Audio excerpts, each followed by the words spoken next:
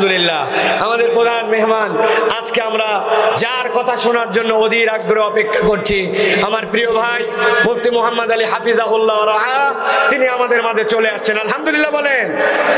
আমার আর বয়ান করার দরকার আছে? বয়ান শুনতে আসলাম আছে। আপনারা মেহমানের সামনে আমার অপমান করেন আপনারা, হায় হায় রে। মাশাআল্লাহ, মারহাবা মারহাবা। শাইখ কেমন আছেন? আলহামদুলিল্লাহ।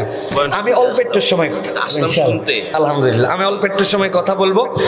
আমার যারা আমাদের স্বেচ্ছাসেবক সকলকে বসতে হবে, এখন আর কোনো দায়িত্ব নাই।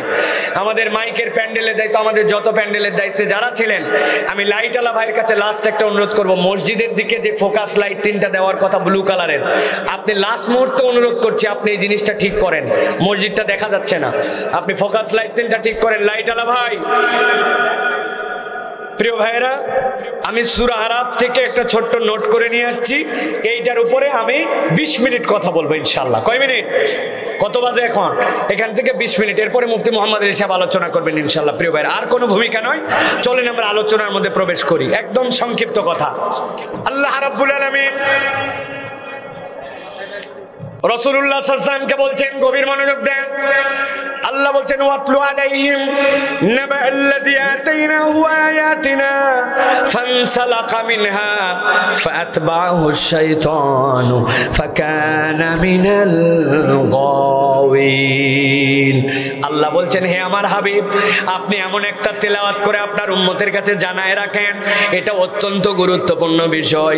কেননা ইব্রাহিম আলাইহিস সালাম আপনার ব্যাপারে আল্লাহর কাছে দোয়া করে গিয়েছিলেন, হে আল্লাহ, এমন একজনকে আপনি আমার বংশের মধ্যে প্রেরণ করবেন। ওয়া ইয ইয়ারফাউ ইব্রাহিমুল কওয়াইদা মিনাল বাইতি ওয়া ইসমাঈল রব্বানা তাকাব্বাল মিন্না।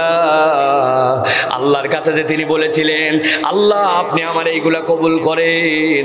মুফাসসিররা ব্যাখ্যা করেছেন, ওই খানায় কাবাকে কেবল কবুল করতে বলেন নাই, ইব্রাহিম আলাইহিস সালাম ইসমাঈল আলাইহিস সালামকে আল্লাহর কাছে কবুলিয়াতের দোয়া করেছিলেন। ওই ইসমাঈল আলাইহিস সালাম থেকে আপনার আমার নবীর প্রতি আল্লাহ রাব্বুল আলামিন নবী হিসেবে প্রেরণ করলেন মুহাম্মদ সাল্লাল্লাহু আলাইহি ওয়াসাল্লামকে। আল্লাহ বলছেন, নবী আপনার প্রতি আমি তেলাওয়াত করে জানানোর দায়িত্ব দিলাম। খেয়াল করেন কি বলছেন আল্লাহ। আল্লাহ বলছেন, ওয়াতলু আলাইহিম নাবাল্লাযী আতাইনাহু আয়াতিনা।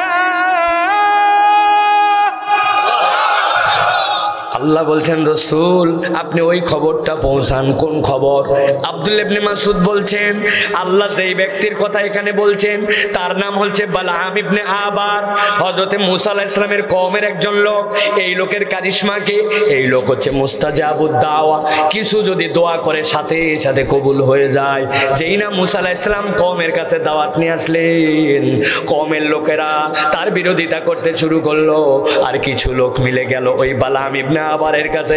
যাওয়ার পরে বলল, এই লোকটার বিপক্ষে আপনি বদদোয়া করেন, এই লোকটা আমাদের সমাজের মধ্যে গন্ডগোল লাগাইছে, ফাতনা ছড়াইছে, আমাদের মধ্যে সমাজে এরকম ছিল না, সে উল্টা পাল্টা বলতেছে, আমরা যে ফেরাউনের ওই ফেরাউনের বংশের বিপক্ষে নানান কথাবার্তা বলতেছে, কেননা তারা সকলেই মূর্তি পূজারী।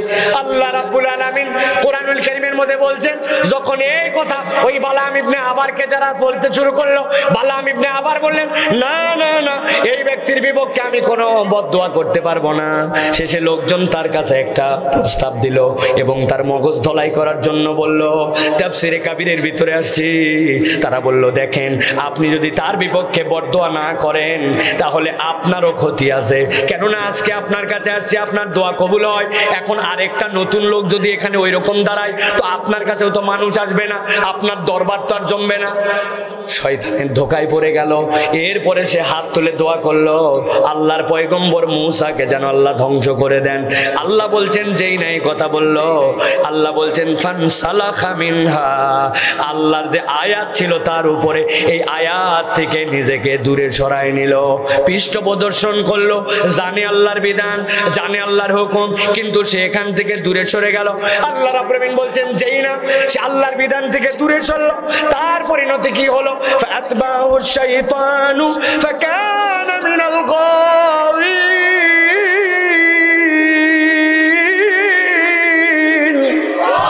আমার আল্লাহ বলছেন, সাথে সাথে আল্লাহ রাব্বুল আমিন শয়তানের তাকে অনুগামী বানাই দিলেন।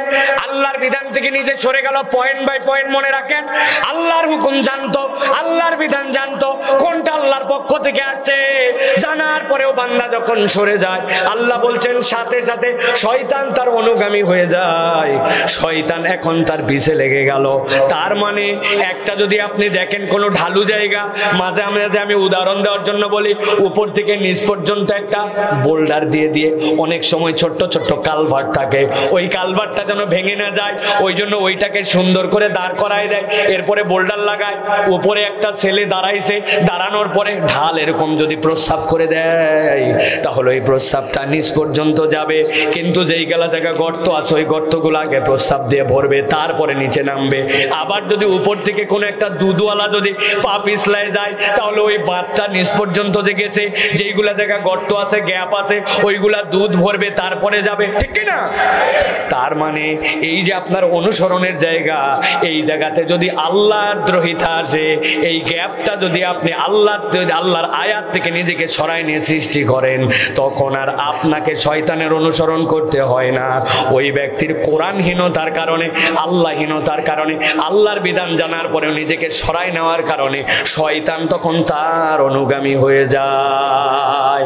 দুইটা অপরাধ আল্লাহ রাব্বুল আমিন বলছেন। এবার দুনিয়ার মানুষ জেনে রাখো, ওয়ালাউ শিনাহু লারাফানাহু বিহা, যেই ব্যক্তিটা আল্লাহর কথা না শুনে দূরে সরে গেল, যদি আল্লাহ রাব্বুল আমিনের কথা শুনতো, সে মনে করলো আল্লাহর কথা শুনলে, ওই ব্যক্তির ফেভার করলে, বদদোয়া করলে তার মর্যাদা বৃদ্ধি পাবে, কিন্তু আল্লাহ বলছেন না, ওয়ালাউ শিনাহু লারাফানাহু বিহা, যদি আল্লাহর কথা শুনতো, আল্লাহ চাইলে আল্লাহর বিধান মানার কারণে ওই ব্যক্তির মর্যাদাকে বাড়াই দিতে পারতেন, কিন্তু অপরাধ করলো দুইটা। কয়টা? যারা ঘুমায় গেছেন তারা বলেন না অপরাধ কয়টা করলো, আর একটু জোরে বলেন। আল্লাহ বলছেন এক নম্বর অপরাধ আখলাদাহু ইলাল আরদ, ওই ব্যক্তিটার নিরেট দুনিয়াদার হয়ে গেল। খালদুন মানে কে? যেই সকল প্রাণী অনেক সময় উঁচু করে দেখবেন, ছাগল আম গাছ থেকে পাতা পেড়ে খায় দুই পা উঁচু করে, কিন্তু তার মানে ছাগলের নেচার নয় উপর দিকে তাকা। ছাগল, গরু, ভেড়া সব সময় তার মুখটা জমিন দিকে থাকে। আরবিতে খুলদ মানে হচ্ছে জমিনমুখী হয়ে যাওয়া, আর কোরআনের ব্যাখ্যাটা হচ্ছে সে আর পরকালের চিন্তা করে না, সে সব সময় নিরেট দুনিয়াদার হয়ে গেল। এইটা তার অপরাধ। দুই নম্বর অপরাধ আল্লাহ রাব্বুল আমিন বলছেন ওয়াত্তাবা হাওয়া, আর ওই ব্যক্তিটা আল্লাহর দিক থেকে সরে যাওয়ার পরে আল্লাহকে আর ইলা বানায় নাই, ইলা বানাইছে তার অন্তরকে। মন যা চাই তাই পছন্দ করে, তার মন যেটা ভালো মনে করে সেই জিন্দেগি তার লাগে। এখানে অনেক মানুষ আছে কিনা একটু হিসাব মিলান। ওই ব্যক্তি জানে যে নামাজ কাজা করলে কি গুনাহ, নামাজ পড়লে কি সওয়াব, কিন্তু তারপরেও জানার পরেও নামাজ আদায় করে না। আছে না? আলু তোলা আছে, যেহেতু আলুর মালিক আমি, জমিনের মালিকও আমি, অতএব আলু তোলা আছে, আর আল্লাহ কি আমাকে খাওয়াই পড়ায় নাকি? অতএব আলু তোলার অজুহাতে, ধান কাটার অজুহাতে, নানান অজুহাতে নামাজ পড়ে না, এরকম লোক আমাদের গ্রামে আছে কিনা? একটু আসতে বলেন, আছে কিনা? অনেক কথা ছিল, সংক্ষেপ করে বলছি, ভালো করে বোঝে। একটা উদাহরণ খেলে দিয়ে রাখি। যেই জমিনকে আপনি মনে করতেছেন আপনার জমিন, আরে কেমনে ভাবলেন এটা আপনার জমিন? আমাদের এলাকায় আমরা ধান লাগাই, ধান লাগানোর আগে বিছনের ক্ষেত বানানো লাগে। কথা বলেন। বিছনের ক্ষেত যখন করেন, আগের রাত্রে ধানগুলা সব ভালো ভালো করে জমায়ে রাখছেন, পরের দিন নরম মাটি সুন্দর করে আপনি সেটাকে একদম একটা ওর মধ্যে যেন কোনো কিচ্ছু না থাকে তুলছেন, তুলে একদম বেড বানাইছেন, 10 কেজি ধান ছিটায় দিয়েছেন। কোনোদিন ভেবে দেখছেন ধানের যে দিক সেদিক দিয়ে শিকড় বের হয় না, আর যেদিক সেদিক দিয়ে কুশি পাতা বের হয় না? শিকড় বের হওয়ার একটা দিক আছে, কুশি বের হওয়ার একটা দিক আছে, কিন্তু আপনি যে 10 কেজি ধান ছিটাইছিলেন ওর 99 ভাগই ভুলভাল, কোনোটা উল্টা, কোনোটা সিধা, কোনোটা শীত, কোনোটা কায়, কোনোটা একটার উপর আরেকটা। কিন্তু কোন সেই অসীম রব? রাতটা পার হতে দেরি নাই, সকালবেলা সবগুলার গোড়া নিচের দিকে করলেন আর কুশিগুলা সিধা দিকে তুলে দিলেন। আপনি তো বলেন আমার জমি আমার আবাদ, কিন্তু আপনি তো আপনার ওই বিছন ছিটানোর সময় আপনার ধানগুলাও আপনি ঠিক মতো ছিটাতে পারেন না, ঠিক কিনা? আমার আল্লাহ রাব্বুল আমিন এই জন্য বলছেন ওয়ালাকিন্নাহু আখলাদা ইলাল আরদি ওয়াত্তাবা হাওয়া।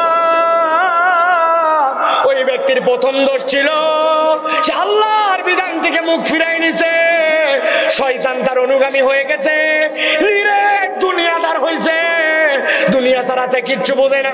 আর 4 নম্বর নিজের মন পছন্দ জিন্দেগি, তার অন্তর যা চায় সেই জীবন যাপন করতে শুরু করছে। আল্লাহ বলছেন যার মধ্যে 4 দোষ আছে আমি আল্লাহ তার ব্যাপারে একটা উদাহরণ দিতে চাই। কে দিতে চাই উদাহরণ? আসতে বলেন, কি দিতে চান? আল্লাহ বলছেন ফামাসালুহু কামাসালিল কালব ইন তাহমিল আলাইহি ইয়ালহাস আও তাতরুকু ইয়ালহাস। আল্লাহ বলছেন যার জীবনে আল্লাহর বিধান থেকে মুখ ফিরায় নেওয়া আছে, শয়তানের অনুগামী, নিরেট দুনিয়াদার, আর 4 নম্বর অন্তর যা চাই সেই রকম জীবন যাপন করে, আল্লাহ বলছেন তার উদাহরণটা আল্লাহর কাছে একটা কুকুরের মতো। কার মতো? মনে করছেন কুকুর বিরাট খারাপ প্রাণী, এই জন্য আল্লাহ উদাহরণ দিচ্ছেন? আরে না, অনেক মানুষের থেকে কুকুর বিশ্বস্ত হয়, ঠিক না? আমি আমার বাড়ির সামনে দারুস সালামে ঢাকায় এই যে এরকম চা নিছে, হাতের মধ্যে চা নিয়ে খাবো, আমার আবার বিস্কুট চুবাই খাওয়ার অভ্যাস আছে। এখন একটা এনার্জি বিস্কুট নিয়ে এর মধ্যে চুবাইছি, কেবল সুবাই খাবো, এমন সময় একজন আছে বলছেন সাইফুল্লাহ ভাই কেমন আছেন, আপনি এই এলাকায় থাকেন জানাই ছিল না। মাত্র 5-6 সেকেন্ড আমি ওয়ালাইকুম সালাম বলে বিস্কুট তুলতে একটু দেরি হয়েছে, মুখে দিতে লাগছি, টপ করে অর্ধেক বিস্কুট ভেঙে পড়ে গেছে। যেই না বিস্কুট ভেঙে পড়ে গেছে, সাথে সাথে দেখে একটা পাশে কুকুর বসা ছিল, ও লেজ ডাউন দিয়ে আমার কাছে সামনে দিয়ে আসলো, এসে জিব্বা লাগাই দিয়ে বিস্কুট খেয়ে নিছে, বিস্কুট খেয়ে চলে গেছে। আমিও খাওয়া দাওয়া করে টোরে কথাবার্তা শেষ। পরের দিন যেই জায়গায় চা খেতে বসি ওই জায়গায় আবার চা খেতে বসছি, আমি দেখি একটা কুকুর লেজটা নামাই দিয়া আমার কাছে আসার পরে মাথায় এরকম করে, কি ব্যাপার? হঠাৎ করে মনে পড়ছে গতকাল করে খেতে দেই নাই, আমারই মিস্টেক করে মুখে দিব ওইটা পড়ে গেছে, ওই বিস্কুটটা চেটে খাইছিল। ও মনে করছে গতকালকে আমার এই লোকটা বিস্কুট খাওয়াইছে, ওর কৃতজ্ঞতায় পরের দিন লেজ ডাউন দিয়া মাথা এরকম করে করে আস্তে আস্তে নড়ায়। তার মানে অনেক মানুষের থেকেও কুকুর অনেক ক্ষেত্রে বিশ্বস্ত, কৃতজ্ঞ। তাহলে আল্লাহ কেন উদাহরণ দিলেন এইটা ভালো করে খেয়াল করেন। আল্লাহ বলছেন ফামাসালুহু কামাসালিল কালব ইন তাহমিল আলাইহি ইয়ালহাস আও তাতরুকু ইয়ালহাস যালিকা মাসালুল কওমিল্লাযীনা কাযযাবু বিআয়াতিনা ফাকসুসিল কসাসা লাআল্লাহুম ইয়াতাফাক্কারুন। আমার আল্লাহ বলছেন এমনি এমনি উদাহরণ দেই নাই, ওই ব্যক্তিটার উদাহরণ হচ্ছে কুকুরের মতো। ইন তাহমিল আলাইহি ইয়ালহাস, কুকুরের পিঠে যদি বোঝা চাপান তাও কুকুর হাঁপাবে, আর কুকুরকে যদি বোঝা নাও চাপান কুকুরের স্বভাবই হচ্ছে হাঁপানো, ঠিক না? আপনি কুকুরকে বোঝা চাপান না, আপনাদের এলাকায় কুকুরের গাড়ি আছে নাই? ঘোড়ার গাড়ি, মহিষের গাড়ি, কুত্তার গাড়ি আছে নাকি? কুকুরকে কেউ গাড়ি বোঝা দেয় না, কিন্তু কুকুরের তবিয়ত চাপানো। সাইন্টিফিক ব্যাখ্যা আছে, বলতে গেলাম না, কেবল এইটুকু বুঝেন কুকুরের নাকের মধ্যে এমন কতগুলো আল্লাহ রাব্বুল আমিন সুগন্ধি নেওয়ার যোগ্যতা দিয়েছেন যেটা মানুষের নাই। এই এক্সট্রা তার মধ্যে এই নাসারন্দের মধ্যে এই লালাগুলা থাকার কারণে ও মুখ দিয়ে নিঃশ্বাস না নিলে ওর বুকেরটা ভুল হয় না, এই জন্য কুকুরকে মুখ দিয়ে নিঃশ্বাস নেওয়া লাগে। আর যে সকল প্রাণী নাক দিয়ে নিঃশ্বাস ছাড়া মুখ দিয়ে নিঃশ্বাস নেয় তারা দুনিয়ার বুকে একটু অস্থির স্বভাবের হয়। দেখবেন কোনো খেদানো নাই, কিচ্ছু নাই, রাত্রেবেলা একটা কুকুর শুয়ে আছে কিন্তু তারপরেও নীরব নাই, খানিকক্ষণ পর পর কান নড়ে আর লেজ নড়ে, আছে না? আল্লাহ বলছেন কুত্তাকে বোঝা দাও আর না দাও ওর চরিত্রটা হচ্ছে অস্থির। আল্লাহ বলছেন যেই ব্যক্তির মধ্যে 4টা অপরাধ থাকবে, আল্লাহর বিধান থেকে মুখ ফিরাই নিছে, আরে মানা লাগবে না, পরে মানব, আল্লাহর বিধান হলেই কি? নামাজ হচ্ছে উনি অন্যদিকে ঘুরে বেড়ায়, আড্ডাবাজি মারে, সারা জীবন জানে টাকনুর নিচে কাপড় পরা যাবে না, তাও ওই কাপড় পরে, দাড়িটা কাটা নিষেধ। আর রাগ দুনিয়া সে আগের মতো আছে নাকি? এত তাড়াতাড়ি মোল্লা মুন্সি হওয়া যাবে না, পর্দা করে না, বিয়ার পরে ধরবনি, নানান ভাবে আল্লাহর বিধান থেকে দূরে থাকে, এরকম লোক আছে কিনা? 2 নম্বর, শয়তান তার অনুগামী। আর 3 নম্বর, ওই ব্যক্তিটা নিরেট দুনিয়াদার, হালাল মাল হারাম করে বিক্রি করে। আপনার মতো সেনা লোক বলে কেনা দামে দিলাম, আছে না? জীবনে দেখা হয়নি, কেনা দাম বলে 500 টাকা পকেট মারছে, অথচ মাল হালাল কিন্তু হারাম, নিরেট দুনিয়াদার। আর 4 নম্বর, অন্তর যা চাই তাই করে। ফজরে আল্লাহ ডাক দিছে নামাজে আসো, ওর অন্তর বলে শরীর ভালো না, নামাজ পড়ে না, এই মসজিদের পাশ থেকে অন্যদিকে দৌড়ায়, এই মাঠের মধ্যে ফুটবল খেলে, ওই জায়গায় কত কামাতিস সালাহ বলা হয়, ও নামাজের দিকে যায় না। তার মানে আল্লাহর নির্দেশের উপরেও তার অন্তর প্রাধান্য। এই 4 অপরাধ যার, আল্লাহ বলছেন আল্লাহর কাছে তার উদাহরণটা কুকুরের মতো। কুকুর যেরকম সুস্থির নয়, ধাবড়ালেও সে অস্থির, না দাবড়ালেও অস্থির, ওই ব্যক্তি জিন্দেগিতে ভাব চক্কর নেবে অনেক, কিন্তু জীবনে কোনোদিন স্থির জীবন তার নসিবে হবে না। অনেক মজা পাইছি, বাপরে বাপ, মনে হচ্ছিল আরো শুনি, 1 ঘন্টা বললে আরো শুনতাম। কিন্তু ওর থেকে ভালো হবে যদি আমরা এই 4টা জিনিস মিলাই। আমরা কি নিরেট দুনিয়াদার হয়ে গেছি কিনা? আমরা পরকালের ফাঁকে ফাঁকে আমরা দুনিয়া করি না, আমরা দুনিয়ার ফাঁকে ফাঁকে পরকাল করি। আমার যদি মন চায় দুনিয়া ঠিক রাখে, এরপরে পরকাল। বাবা এখন মাঠে কাজ টাজ নাই, ওই জন্য নামাজ পড়ে, মাঠে কাজ থাকলে নামাজ পড়ে না। হাঁটুর নিচে জামা, এখন কাজ নাই, পানি নাই, মাঠ নাই, কিছু নাই, ওই সময় হাঁটুর নিচে, কিন্তু যেই খ্যাত করা লাগে ওই সময় মাল কাচ্চা মেরে যায়। তাহলে বলেন তো ভাই, ওই লোক কি পরকালকে টার্গেট করে দুনিয়া চালায়, না দুনিয়া ঠিকঠাক রাখে, পরকাল টুকটাক? ঠিক কিনা? তাহলে পরিবর্তন হওয়া লাগবে কিনা প্রিয় ভাইরা? এই 4টা দোষ আমাদের জীবনে যেন, আল্লাহর বিধান জেনেছি, কখনো এখান থেকে দূরে সরা যাবে না প্রিয় ভাইরা। আর নিরেট দুনিয়াদার, অন্তর পছন্দ জিন্দেগি আমাদের গঠন করলে হবে না। আল্লাহ আমাদেরকে এই ছোট্ট মেসেজটা হৃদয়ে ধারণ করে, যার যেখানে যতটুকু অপরাধ আছে এখান থেকে আমাদেরকে শুধরানোর তৌফিক দান করবেন, আল্লাহুম্মা আমিন। আমি দাবি দিব আপনাদের কাছে, আমার মাহফিল থেকে আপনাদের ওয়াদা করতে হবে যে হুজুর এতদিন পর্যন্ত দাড়ি কেটেছিলাম, আজকে নিয়ত করলাম আর আমি দাড়িতে হাত দিব না, এই দাড়ি রেখে দিলাম, নবীর সুন্নাহ। রাজি আছেন কেউ? 2-1 জন আন্দাজি হাত তুলবেন। আমার এই আন্দাজিটা পছন্দ না, মানে সকলেই তুলছে আমিও তুললাম, বুঝে আমার দাড়ি আর কাটবো না ইনশাআল্লাহ। বলেন মারহাবা। আরেকটা ওয়াদা করতে হবে আপনাদের কাছে, পিতামাতার সাথে অভদ্র আচরণ করব না, এটা আমার নির্দেশ না, আল্লাহর। পিতামাতার সাথে বেয়াদবি করব, বাপ মার সাথে তুই তুকারি করি আমরা, পিতামাতার সাথে বেয়াদবি করা যাবে না। আর একটা ওয়াদা করাবো আপনাদের কাছে প্রিয় ভাইরা, মুখ থাকবে, গালি থাকবে না। রাজি? চাটখোরের মানুষ আবার গালি ছাড়া কেমনে চলে? হারাম দাদা দিয়ে তো কথাই শুরু হয়, তাই না? ওই দোকান থেকে বসে একজন বলতেছে, এই হারাম দাদা, সাইফুলের দোকান থেকে যে আমার জন্য 1 কাপ চান। একজন ধরছি, আর বাপের যে ঠিক নেই, আপনি বুঝলেন কেমনে? বললে তার মানে আপনি তো হারাম দাদা বললেন, না এটা আমার নাতি, আদর করে বলছে এটা পান আর চা আনার জন্য।